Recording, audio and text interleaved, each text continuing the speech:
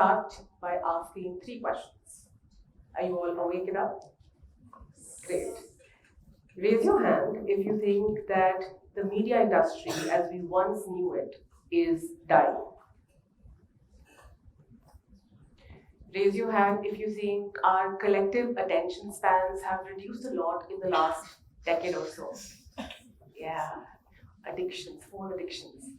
Raise your hand if you think reading books as a culture is kind of dying.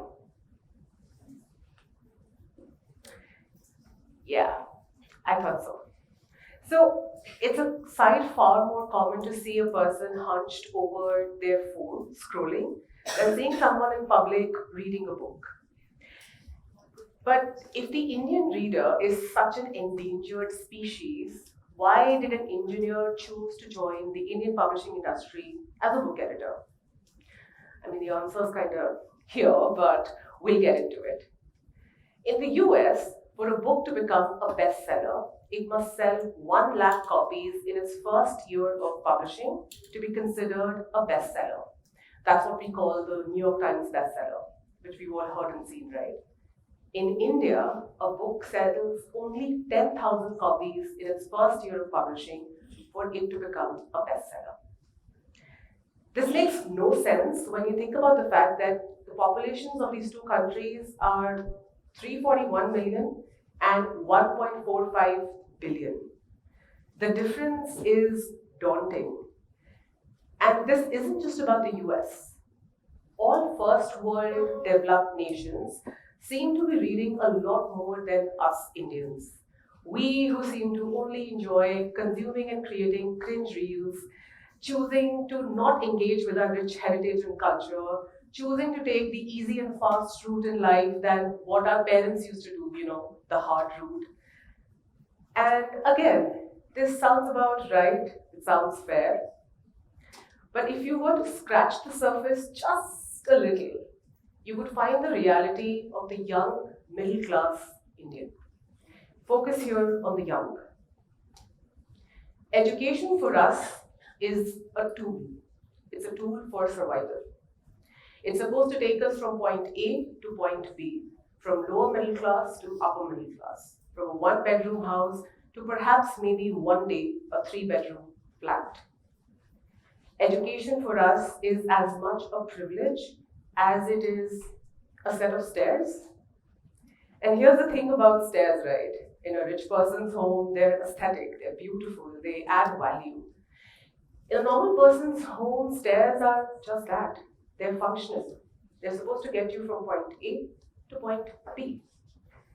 In India, for 80% of the population, 80% of our youth, education is that set of rickety bamboo stairs that you hold on to for dear life. To first get a decent college, to then get a job, to then maybe survive. And when you're holding on to dear life to survive, where do you have time to stop and smell the roses, engage with culture in a deeper way, find meaning-making activities in your daily life? Or maybe read a book. Because reading books also requires you to have these hands, right, which you're holding onto these stairs. And so we turn to, easing away the misery of our daily lives, and quickly at that, to our phones. Or we turn toward getting information which helps us upskill. On the off chance that we enjoy English classes more than our math classes, our elders are quick to warn us. There's no future in the arts. The industries are all dying. You'll never make it. Money's not going to happen. So instead of finding friends in fictional worlds, we end up finding how to influence people. We turn to self-help. We turn to upskilling. Because all we're trying to do is survive. Reading then becomes an indulgence, and indulgences are only for the rich. I also grew up in a middle class household, and I was an obedient kid, so I followed the path my parents thought was best for me. But at night, long after they had gone to bed, I would sit and read fat, chunky novels. And I always felt that those novels, those books made me feel alive. They gave me joy.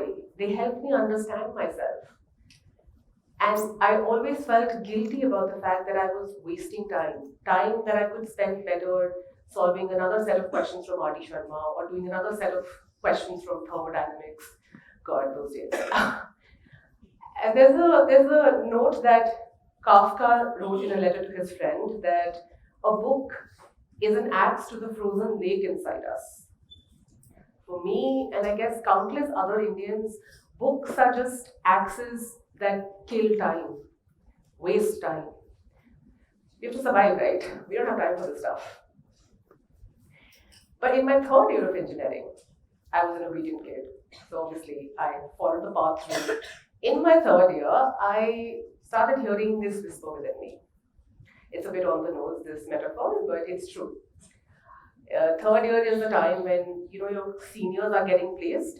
So companies are coming, they're recruiting you, they're telling you all the wonderful stuff that will happen when you join them, and how your career is going to be made, and how you're going to go to the US and the UK, and yeah, I decided I wanted none of that because these things didn't excite me. The whisper within grew louder, and I came to two conclusions. Number one, the only language I seemed to enjoy was English, not Java, Python, C++. And I knew that I had to find a way to enter the publishing industry and be around books and enjoy books. Because these books did heal me and they did make me feel alive. Number two, I knew I wasn't special.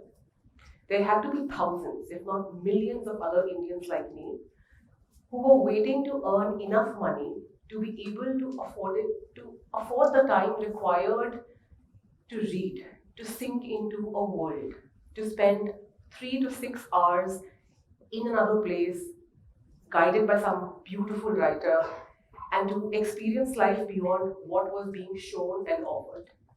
So I had faith there that there had to be others like me in this country of 1.45 billion people. So I marched up to my parents. I said to my dad and mom that I don't want to sit for engineering placements. I told them that I wanted to first become a journalist and then network my way into publishing. They weren't surprised. They had been discovering novels hidden under my bed, in my bag, stashed behind the pillows. But my dad did ask me, he said, "Do you think there's a future in this industry?" I replied, "There has to be, right?" That was my conscious gambit. Now, coming back to certain data points. In the US, during the World Wars, the sale of paperback books grew exponentially. Not just that, the wars brought with them great economic growth. And with that economic growth, the society there went from, survive mode to thrive. In India, we're still young. We're a very young nation. For context, in the West, publishing as an industry is 200 years old. They have had 2 centuries to take gambits on themselves at a personal and at a societal level. They have had the luxury of time to really get to know themselves because they are not surviving. India is only 76 years old, 77 soon. Our liberal economy is only 31 years old. Our socio-economic status around the country is, I think, a teenager, and you know how teenagers are, very hard to control. So it's not that the Indian youth does not care about reading, expanding their horizons, connecting with art and culture. Art and culture, which honestly is gate kept by the rich. These are staircases we don't get to see because we're just trying to survive the economic conditions we've found ourselves in. For 80% of our youth, good education is still a privilege. Decent living is still a privilege. Until such time that we don't get the kind of economic liberation that has happened across the West, till such time we don't earn enough to be able to spend on what is leisure, we're not going to be able to do what they've done and then draw false comparisons. When we do get there, and I'm sure we will, when education and leisure is no longer a privilege but a choice, Indian youth will also pick up the book. Because why wouldn't we? Right? That's it. That's my talk. Thank you.